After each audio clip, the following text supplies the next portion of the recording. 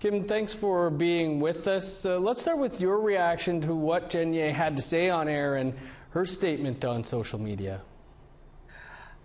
Well, I was, really surprised when anybody at CBC does something like what she did. It took a lot of courage, and I didn't know her personally. I don't know her personally, but I wanted to reach out to her to let her know that she's not alone.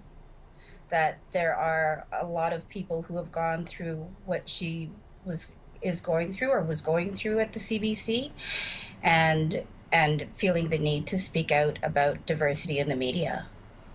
You explained your decision to resign from the public broadcaster on Twitter. Can you tell us a bit about that and why you felt you wanted to share your story?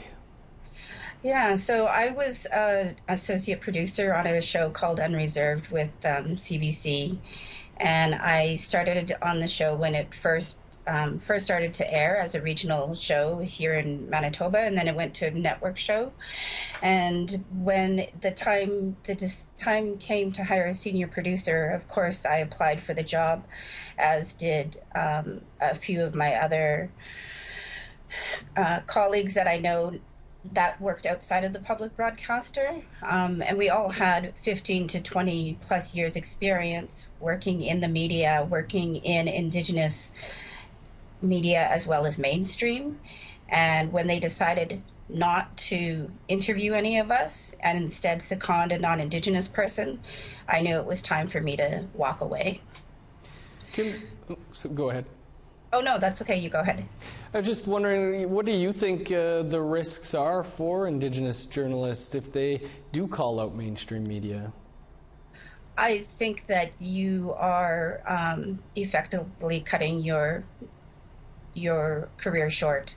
I call it a CLM, a career limiting move. I have called out people at the public broadcaster several times. I have complained about how things were run within our show, within the show, and how I really believe that Indigenous people should be leading Indigenous story.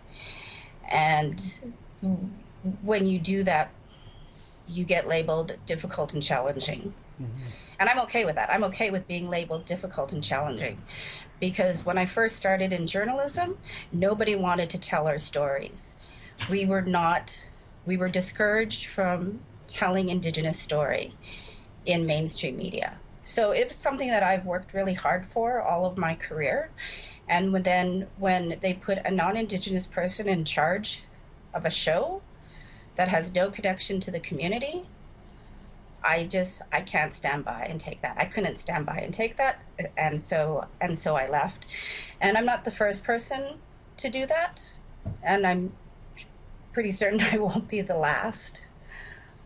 Kim, you're now the producer of Homies Chatting with Ian Campo and Jesse Thistle, among other things. Why did you want to go the independent route?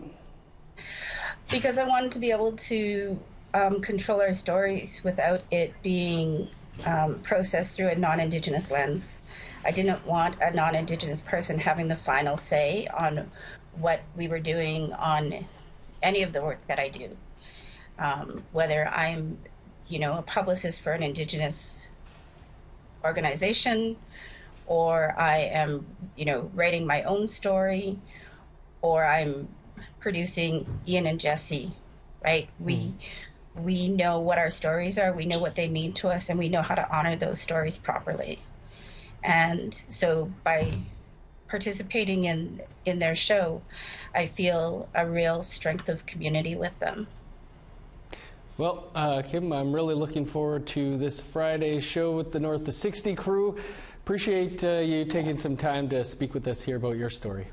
Great. Thank you so much.